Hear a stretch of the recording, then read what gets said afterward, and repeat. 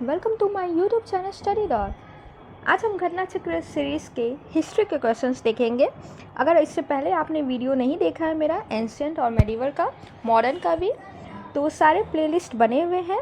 Playlist में सारे videos आपको मिल जाएंगे। पॉलिटी के अलग है और हिस्ट्री के अलग है, ठीक है, तो वो ज़रूर देख लीजिएगा। एक एक क्वेश्चन मैंने करवाया, कोई भी क्वेश्चन स्किप नहीं किया है। तो चलिए आगे देखते हैं। 195 तक हमने देख लिया था। बंगाल विभाजन के प्रत्याघात के रूप में कौन सा आंदोलन शुरू हुआ था, मतलब इसके परिणाम के रूप में कौन सा शुरू हुआ था। तो कर्जन ने 20 जुलाई 1905 को बंगाल विभाजन, इसका आंसर होगा सी, स्वदेशी आंदोलन। कर्जन ने 20 जुलाई 1905 को बंगाल विभाजन का निर्णय लिया था, ठीक है। इसके विरोध में क्या हुआ था, राष्ट्रवादियों द्वारा आंदोलन की शुरुआत 7 अगस्त 1905 को ही कलकत्ता के टाउन हॉल में कृष्ण कुमार मित्र, सुरेंद्र बनर्जी की अध्यक्षता में एक बैठक हुई जहां स्वदेशी आंदोलन प्रारंभ करने और विदेशी वस्तुओं के बहिष्कार का निर्णय लिया गया। 16 अक्टूबर 1905 को जब बंगाल विभाजन लागू हुआ तो क्या हुआ, उस दिन शोक दिवस के रूप में मनाने का निर्णय लिया गया। रविन्द्रनाथ टैगोर ने सुझाव दिया कि इसे राखी दिवस के रूप में भी मनाया जाए। यह दिवस राष्ट्रवादियों द्वारा बंगाल की अटूट एकता को प्रदर्शित करने के लिए बनाया गया था। टैगोर के शांति निकेतन की तर्ज पर बंगाल नेशनल कॉलेज की स्थापना की गई, ठीक है। बंगाल नेशनल कॉलेज की स्थापना की गई। बहुत कम समय में पूरे देश में अनेक राष्ट्रीय विद्यालयों की स्थापना हो गई। अगस्त 1906 में राष्ट्रीय शिक्षा परिषद का गठन हुआ, ठीक है। कब हुआ था, अगस्त 1906 में। स्वदेशी आंदोलन में आत्मनिर्भरता, आत्मशक्ति का नारा दिया गया। स्वावलंबन व आत्मनिर्भरता का प्रश्न राष्ट्रीय स्वाभिमान, आदर व आत्मविश्वास के साथ जुड़ा हुआ था। कांग्रेस ने भी अपने कोलकाता अधिवेशन 1906 में स्वदेशी आंदोलन, बहिष्कार आंदोलन, राष्ट्रीय शिक्षा, स्वशासन से संबंधित 4 प्रस्ताव पारित किया। अतः यह स्पष्ट है कि बंगाल विभाजन के विरोध में राष्ट्रवादियों ने स्वदेशी, बहिष्कार, राष्ट्रीय शिक्षा, स्वशासन जैसे आंदोलन चलाए। वर्ष 1920 के नागपुर अधिवेशन में CR दास ने गांधी जी के असहयोग प्रस्ताव को पेश किया था, ठीक है।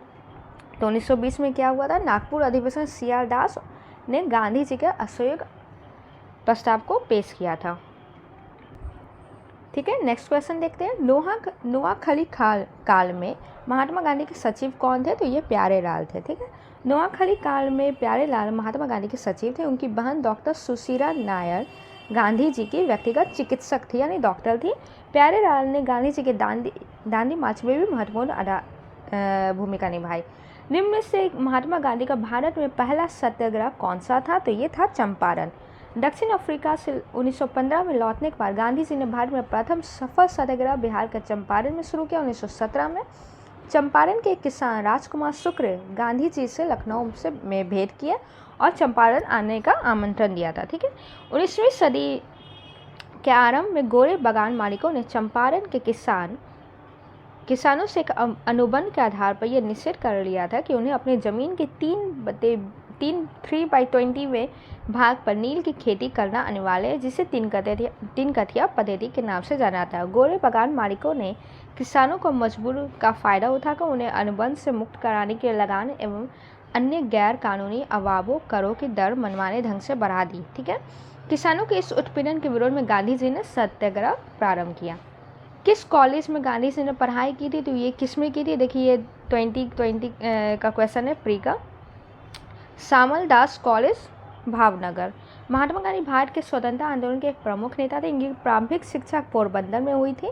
इन्होंने हाई स्कूल की शिक्षा राजकोट स्थित अल्फ्रेड हाई स्कूल से प्राप्त की थी। इसके उपरांत इन्होंने भावनगर स्थित श्यामल दास आर्ट कॉलेज अपना नामांकन करवाया। इसके उपरांत इन्होंने यूनिवर्सिटी कॉलेज लंदन से लॉ की पढ़ाई की। निम्न में से कौन सा भारत में गांधी जी का प्रथम सत्याग्रह आंदोलन था जिसमें उन्होंने सविनय अवज्ञा आंदोलन प्रारंभ किया, तो ये था चंपारण का। चंपारण आंदोलन 1917 में भारत में गांधी जी का प्रथम सत्याग्रह आंदोलन था जिसमें उन्होंने सविनय अवज्ञा का प्रयोग किया था। किसने यूरोपीय प्रारंभ किया था, ठीक है। किसने यूरोपीय नील बागान मालिकों द्वारा किसानों के शोषण की तरफ गांधी जी का ध्यान आकर्षित किया था, तो ये कौन किए थे, ये राजकुमार शुक्र ही बुलाए थे उन्हें। 1916 में लखनऊ अधिवेशन में भेंट कर चंपारण के लिए उन्हें कहानी सुनाई और आमंत्रित किया था। गांधी जी को चंपारण आने का आमंत्रण राजकुमार शुक्र ने दिया था। चंपारण में इंडिगो के किसान की दशा की ओर गांधी जी का ध्यान किसने आकर्षित किया? फिर से वही रिपीटेड क्वेश्चन, देखिए एक ही क्वेश्चन कितने बार रिपीट होते हैं। गांधी जी द्वारा भारत में पहली बार सत्याग्रह आंदोलन बिहार में कहाँ प्रारंभ किया था? तो ये चंपारण में प्रारंभ किया गया था। नेक्स्ट देखते हैं, बिहार के कौन से स्थान में गांधी जी अपना प्रथम सत्याग्रह किया? चंपारण। चंपारण नील आंदोलन के राष्ट्रीय नेता थे महात्मा गांधी। प्रसिद्ध नाटक नील दर्पण, जिसमें इंडिगो की खेती करने वाले किसानों के दमन का चित्रण किया गया, की रचना की थी? कौन की थी? दीनबंधु मित्र ने की थी। ठीक है, प्रसिद्ध नाटक नील दर्पण जिसमें इंडिगो की खेती करने वाले किसानों के दमन का चित्रण किया गया था, ये दीनबंधु मित्र। 1857 के विद्रोह के बाद बंगाल में नील विद्रोह हुआ। सन्यासी विद्रोह 1763 से 1800 में, संथाल विद्रोह 1855 से 56 में तथा पावना उपद्रव 1873 से 76 में हुआ। नील विद्रोह की शुरुआत बंगाल के नदिया जिले के गोविंदपुर गांव से हुई। एक नील उत्पादक के दो भूतपूर्व कर्मचारियां दिगंबर विश्वास तथा विष्णु विश्वास के नेतृत्व में वहां के किसान एकजुट हुए और नील की खेती बंद कर दी। ठीक है, ये किसके नेतृत्व में हुआ था? दिगंबर विश्वास और विष्णु विश्वास। यह नील आंदोलन के इतिहास में अपनी मांगों को लेकर किए गए आंदोलन में सर्वाधिक व्यापक और जुझारू विद्रोह था। बंगाल का नील विद्रोह शोषण के विरुद्ध किसानों की सीधी लड़ाई थी। बंगाल के वे काश्तकार जो अपने खेतों में चावल की खेती करना चाहते थे, उन्हें यूरोपीय नील बागान मालिकों नील की खेती करने के लिए मजबूर करते थे। नील की खेती से इनकार करने वाले किसानों को नील बागान मालिकों के दमन चक्र का सामना करना पड़ा था। सितंबर 1859 में उत्पीड़ित किसानों ने अपने खेतों में नील न उगाने का निर्णय लेकर बागान मालिकों के विरुद्ध विद्रोह कर लिया। 1860 में तक नील आंदोलन नदिया, पाबना, खुलना, ढाका, मालदा, दिनाजपुर आदि क्षेत्रों में फैल गया। किसानों की एकजुटता के कारण बंगाल में 1860 तक सभी नील कारखाने बंद हो गए थे। बंगाल में बुद्धिजीवी वर्ग ने अखबारों में अपने लेखों द्वारा तथा जनसभाओं के माध्यम से इस विद्रोह के प्रति अपने समर्थन को व्यक्त किया।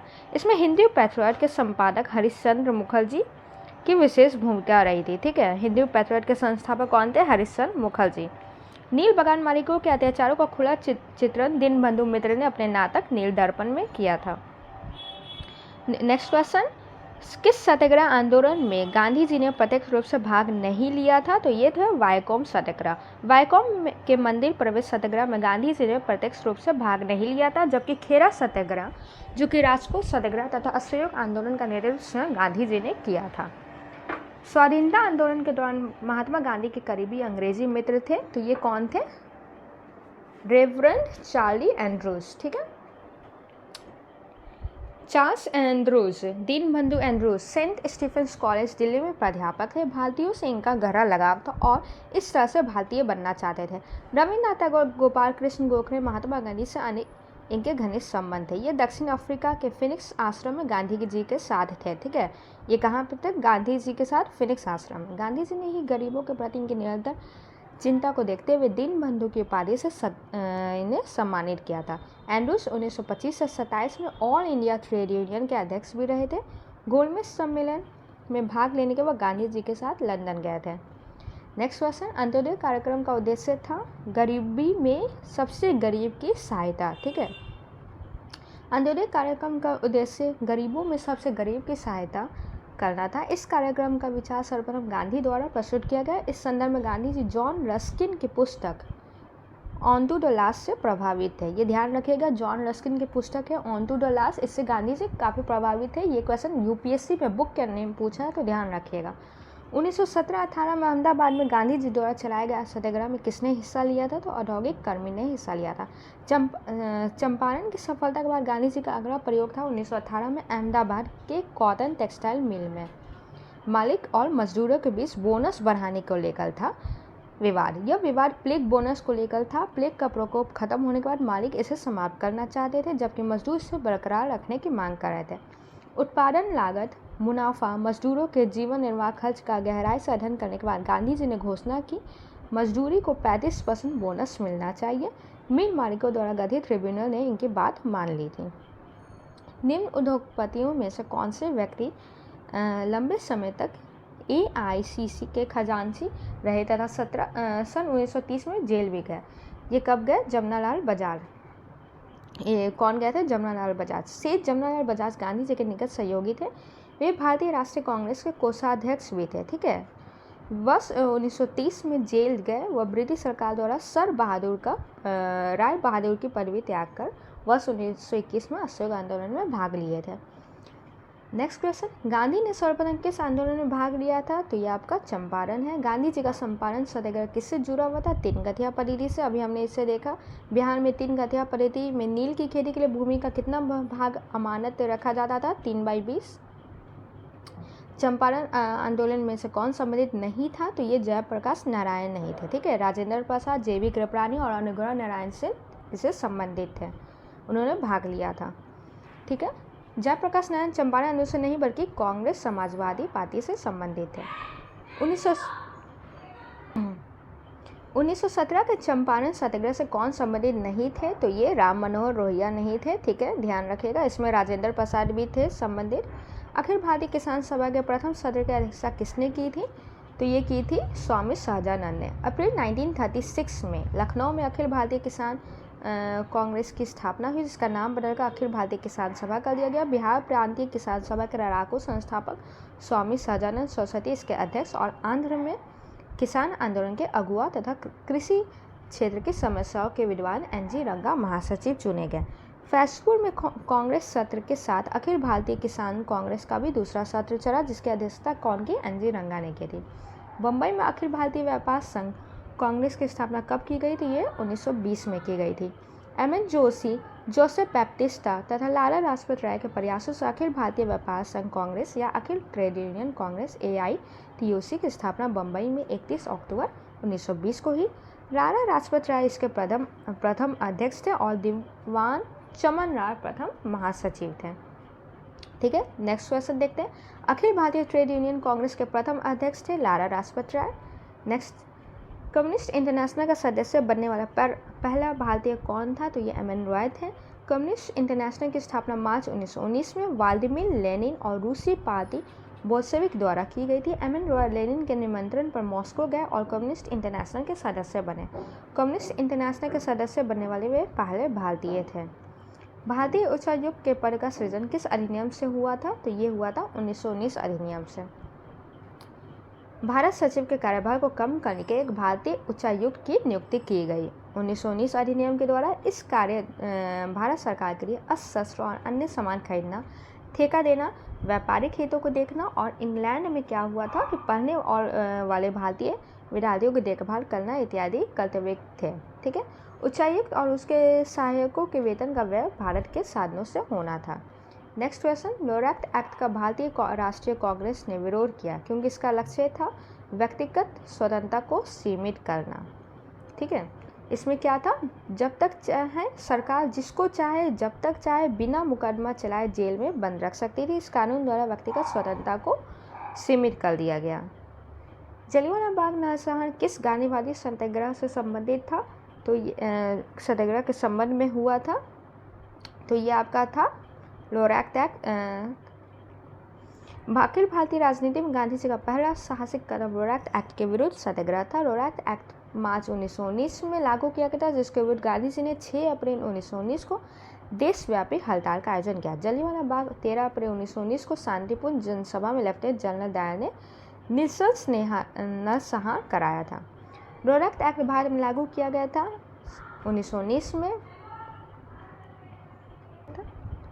भारत में बढ़ रही क्रांतिकारी गतिविधियों को कुचलने के लिए सरकार ने 1917 में न्यायाधीश सिडनी लोरेक्ट की अध्यक्षता में एक समिति गठित की, जिसका उद्देश्य था आतंकवाद को कुचलने के लिए एक प्रभावी योजना का निर्माण करना। इसके सुझावों पर मार्च 1919 में पारित विधेयक लोरेक्ट एक्ट के नाम से जाना जाता है।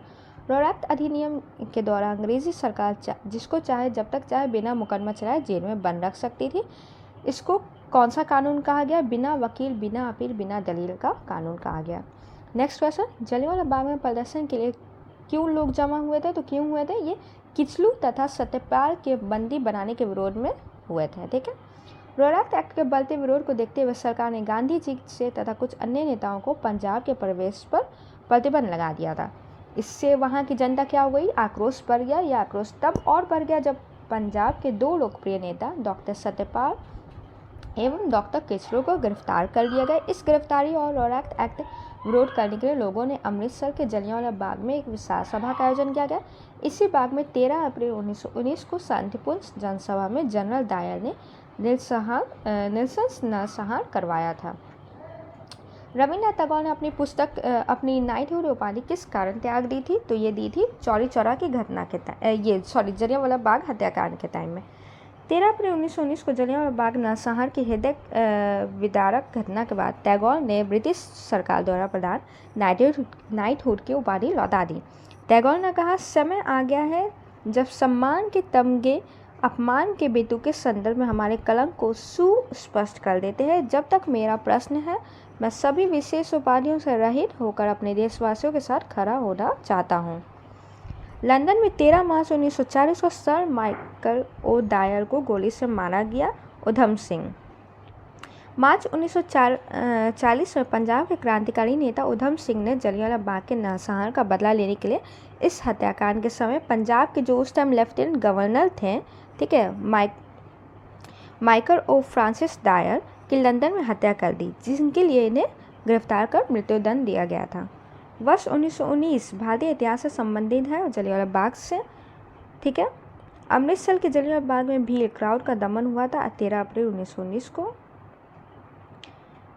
जलियांवाला बाग हत्याकांड के लिए जिम्मेदार जनरल डायर को निम्न से किसने मारा था? उधम सिंह ने, अभी हमने देखा, ठीक है।